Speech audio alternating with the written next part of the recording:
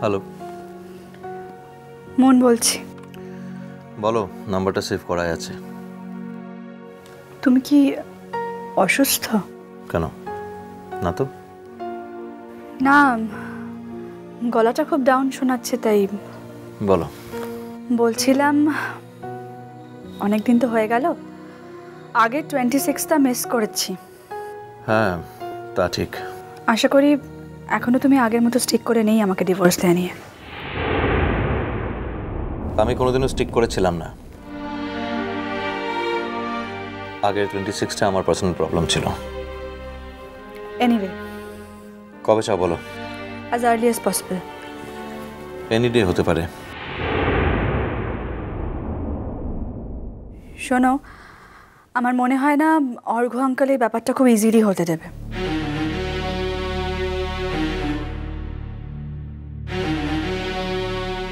পৃথিবীতে তো অর্ঘ্য আঙ্কেলই একমাত্র লয়ার নন।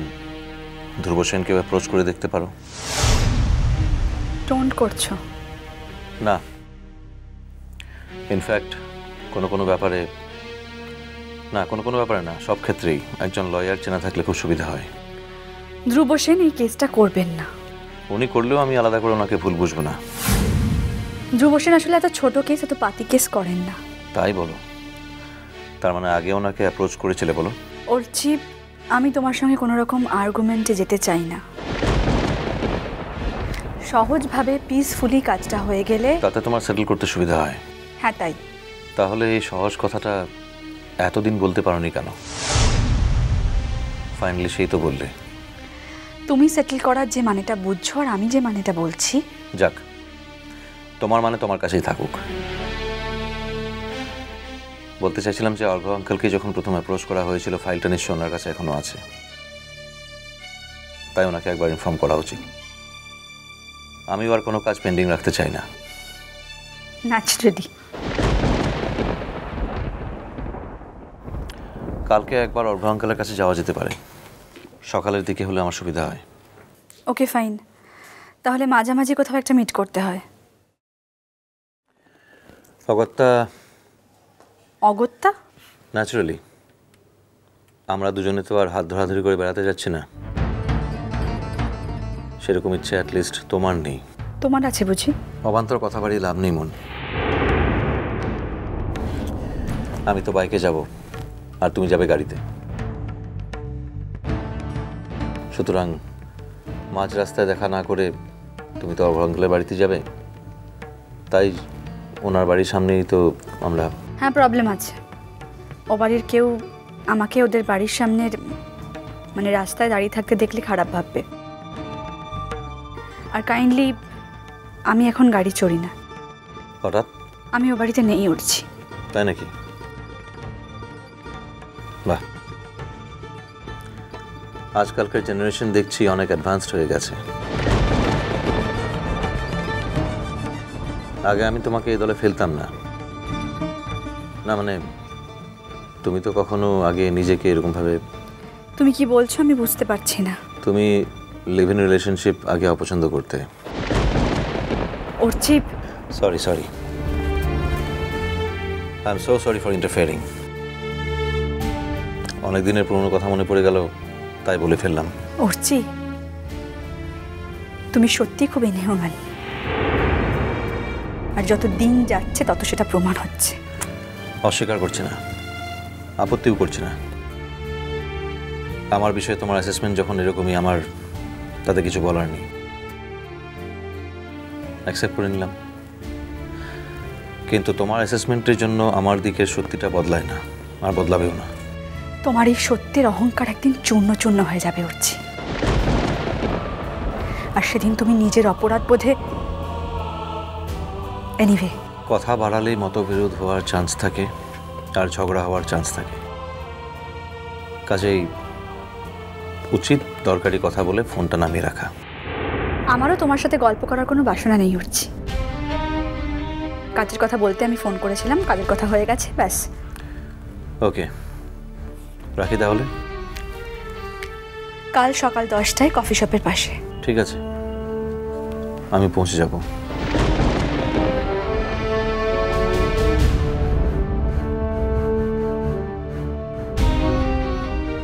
ধ্রুব সেন আসলে এত ছোট কেস, এত পাতি কেস করেন না। আজকালকার জেনারেশন দেখছি অনেক অ্যাডভান্সড হয়ে গেছে। আগে আমি তোমাকে এই দলে ফেলতাম না। তুমি সত্যি খুব ইনহিউম্যান, আর যত দিন যাচ্ছে তত সেটা প্রমাণ হচ্ছে। তুমি লিভ ইন রিলেশনশিপ আগে অপছন্দ করতে। তোমার এই সত্যের অহংকার একদিন চূর্ণ চূর্ণ হয়ে যাবে উঠছি, আর সেদিন তুমি নিজের অপরাধ বোধে। এনিওয়ে, কাল সকাল 10টায় কফি শপের পাশে।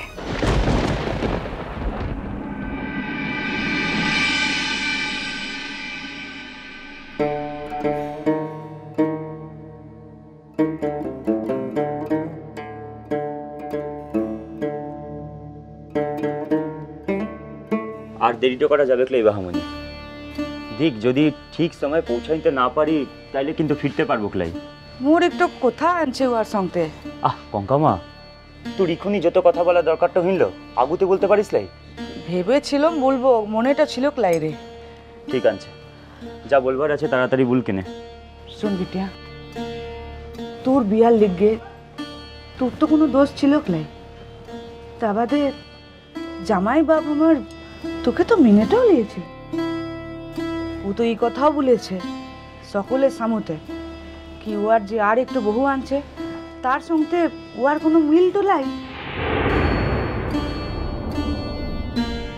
তো কি বলতে তো চাইছিস বলতো মা? বিটিয়া, ও বলতে তো চাইছি বিহা তো একটু জীবনের ব্যাপার আনছে লাই, তার লিগেই তাই মো মঙ্গলু ধনাইকে তার লিগেই আসতে বলেছি।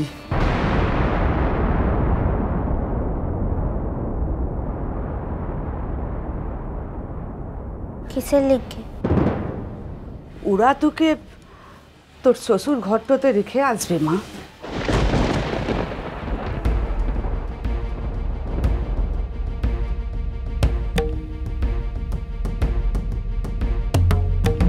আরে হিরে মা, আরে মোরা জামাইকে গিয়ে বুঝাইনবো যে মো দিকের মেয়াটো ছোট মেয়াটো আনছে, অবুজ মেয়াটো আনছে। হি তুমি লাগলে মুদের জামাইয়ের সঙ্গে ওর আগের বউয়ের মিলনটা হয়ে যাবে, তা তো লয়। কঙ্কামা দেখ, তোর মুখটাতে এমন কথা শোভাটা পাইলাই রে। মু বলছি যে ইতদিন হইন গেল মোদিকের বাহামনি এখানে এসেছে, কই ও জামাইটা তো একবারের লিগ ওকে লিতে তো আসলো ক্লাই। এ প্রকাশ, তুই থাম কেনে? আরে মোরা মিয়া দিকের লোকগুলো আনছি রে, আরে মুদের মাথাটা তো হিলাইতেই হবে। তোরা সকলে থামবে, মুখে একটু কথা বলতো। হিরে মা, মু পলাশ বনিতে আনছি বলে কি তোদিকে সকলের খুব অসুবিধাটা হচ্ছে? লাই রে মা, তোরা কি মুখে খাওয়াইতে পারছিস লাইলে কি? লাকি মোর বাপটাও কিছু বলেছে তোদিকে সকলকে? মুখে ভুল কিনে মু তা হইলে বুঝেটো যাবক যে পলাশ বনিতে থাকার মোর আর কোনো জায়গাটো লাই।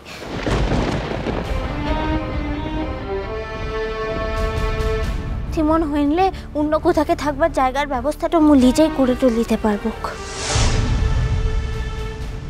বিটিয়া, তুই মুখে ভুল তো কেনে বুঝছিস মা? তোকে কি খাওয়াইতে হয় ভুল? তুই তো নিজে জলপানের পয়সাতে খেতে পারিস। মু কি তার লিগে কথাগুলান বলেছি ভুল? পাহা, আরে তুহার এমন কচি বয়সে তুই নিজের ইচ্ছাটা তুই বিয়াটা ভেঙে দিবি মা?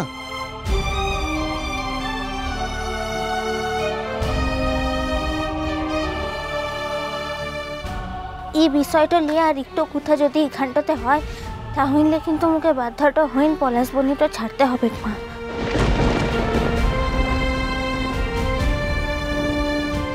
ই বাহামা, তোমার কি একবারের লিগ্য মনেটা হচ্ছে গলাই? তুমি ও জামাইটার পরতে অল্লাইটা করেছ, ওর কোনো দোষটা ছিল গলাই লয় কি?